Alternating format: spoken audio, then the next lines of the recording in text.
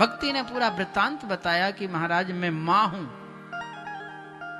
मां जवान है और बेटे वृद्ध हैं, बूढ़े हैं। आप विचार कीजिए, मां वृद्ध हो बेटे जवान हो, ये तो बात तर्क संगत है, लेकिन बेटे वृद्ध हो और मां जवान हो, मुझे बहुत कष्ट है। महाराज मैं दक्षिण भारत में पैदा हुई, उत्पन्ने द्रिवणे साहम वृद्धिम कर्णाटके गता, कर्नाटक में मेरी वृद्धि हुई। क्वचन क्वचित महाराष्ट्रे, कहीं महाराष्ट्र में भी मैं रही। और गुर्जरे जीर्णताम गता, मैं गुजरात में आई तो जीर्ण शीर्ण हो गई। वो आपसे निवेदन करके कहती हूं ऋषिराज, वृंदावनम पुनः प्राप्य नवीनैव स्वरूपिणी।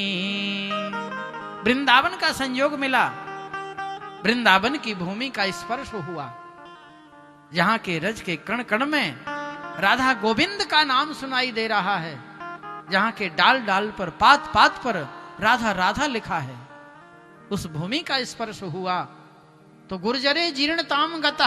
भक्ति कह रही है गुजरात में मैं वृद्ध हो गई थी, जीर्ण माने वृद्ध, वृंदावनम पुनः प्राप्य नवीनेव स्वरूपिणी, वृंदावन के संयोग से मैं युवा हो गई।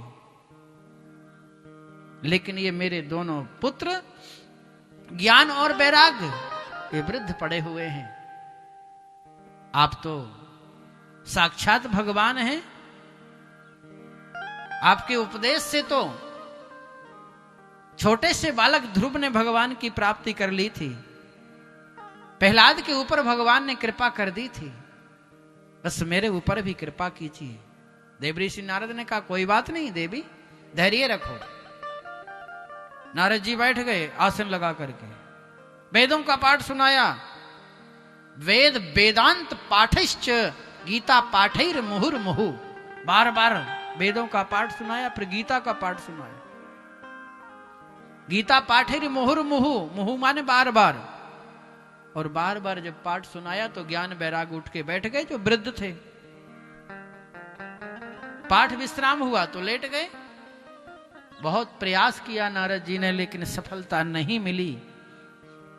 ध्यानस्थ होकर के बैठ गए तो आकाशवाणी सुनाई देती है नारद जी को कि देवऋषि सत्कर्म करो यदि इनकी वृद्धावस्था को दूर करना है तो। नारद जी ने कहा सत्कर्म करूं? वेदों का पाठ करना क्या सत्कर्म नहीं है? जहां वेद मंत्र से आहुतियां हो रही हों, वेद मंत्र से पूजन हो रहा हो, स्वस्ति वाचन हो रहा हो, वो क्या सत्कर्म नहीं है? गीता पाठ मैंने सुनाया, क्या वो सत्कर्म नहीं है? गीता साक्षात भगवान के मुख की वाणी है, तो क्या वो सत्कर्म नहीं है?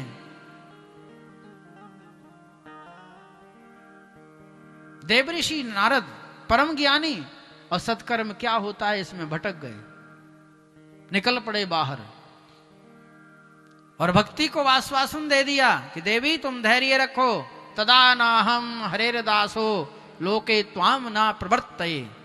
यदि मैंने तुम्हारे पुत्रों की इस अवस्था को दूर नहीं किया तो मैं इस लोक में भगवान का दास कहलाना छोड़ दूंगा। और बाहर आए, महात्माओं ने सुना कि देवऋषि नारद आ रहे हैं सत्कर्म की परिभाषा जानने के लिए, मौन धारण कर लिया। ऋषि मुनि महात्मा कंदराओं में छुप गए, जो ज्ञानी थे कि सत्कर्म की परिभाषा नारद जी को कौन बताए, क्योंकि नारद साक्षात ज्ञान के भंडार हैं सज्जनों। नारम ज्ञानम ददाति इति नारद, जो मनुष्यों को ज्ञान प्रदान करता है वो नारद है। और आज वो नारद पूछ रहे हैं कि सत्कर्म क्या है। महात्माओं ने मौन धारण कर लिया, कंदराओं में छुप गए, और उसी परीक्षा को सत्कर्म की परिभाषा को जानने के लिए देवऋषि नारद बद्री नारायण धाम में आ गए, जहां भगवान के प्रथम अवतार सनक सनंदन सनातन सनत कुमार विराजमान हैं। चारों भाई हैं और चारों की बड़ी लंबी आयु है, लेकिन देखने में बिल्कुल छोटे 5 वर्ष जैसे ही लगते हैं। अलकनंदा जी के किनारे जहां कलकल करती हुई अलकनंदा बह रही हैं, ऐसे बद्रीनारायण धाम में सनत कुमार बैठे थे। देवर्षि नारद ने आकर के उनको प्रणाम किया। सनत कुमारों ने कहा, पधारिए। लेकिन महाराज आप दुखी क्यों हैं? क्योंकि नारद जी बड़े उदास थे और कभी भी नारद उदास नहीं रहते हैं, पर आज उदास थे। जो कभी उदास नहीं रहता है, जो दूसरे को हंसाता और रुलाता है, वो आज उदास है। क्या कारण है? नारद जी ने वृत्तांत बताया और इसी के लिए मैं आपके चरणों में आया हूं। मैंने देवी भक्ति को वचन दे दिया है,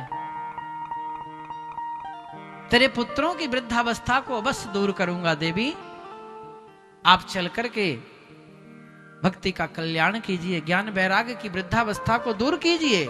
सनत कुमारों ने कहा, ये तो भक्ति कहाँ है? बोले वो वृंदावन धाम में। सनत कुमारों ने कहा, अपन नहीं जाते। ये बद्री नारायण प्रदेश जो है ना, अभी तो 6 महीने बंद है ना, 6 महीने बंद हो जाते हैं और 6 महीने अब जाकर के अक्षय तृतीया पर पट खुलेंगे अप्रैल में। ठंडे प्रदेश में जो रहते हैं वो गर्म प्रदेश में कैसे रह सकते हैं? नारद जी ने कहा, मैंने वचन दे दिया है, तदा नाहम हरेर दासो। तो सनत कुमारों ने कहा, थोड़ा सा तुम आ जाओ आगे, भक्ति ज्ञान वैराग्य को लेकर के हम भी कोशिश करते हैं, थोड़े बहुत नीचे हम भी उतरने की कोशिश करेंगे।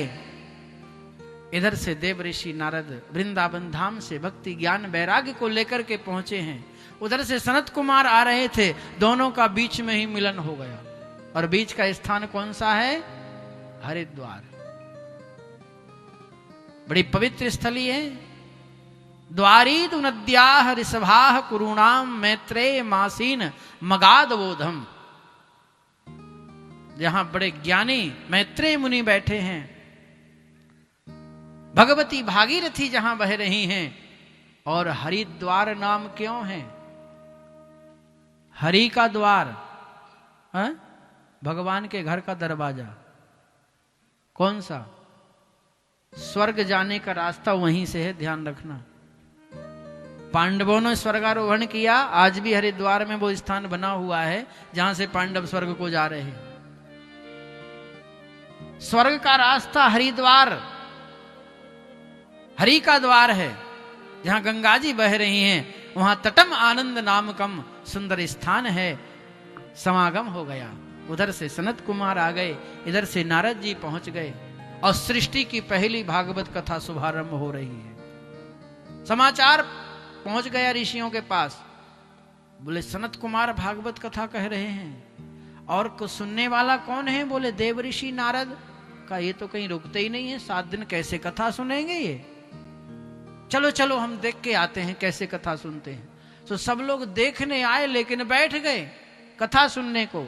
और जो नहीं आते हैं उनको भृगु ऋषि पकड़ करके ले आते हैं। चलो कथा हो रही है, कथा में चलो, कथा में चलो। क्योंकि कथा भागवत जो नित गावे, आप सुने औरन को सुनावे, निश्चय कृष्ण चंद्र पद पावे। आप सुनते हैं और प्रेरणा देकर के किसी को लेके आए हैं, तो ध्यान रखना उसका भी कुछ % फल आपको मिलेगा।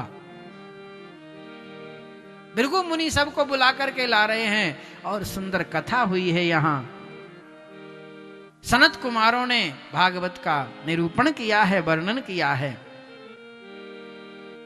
अथ ते वर्णते स्माभिर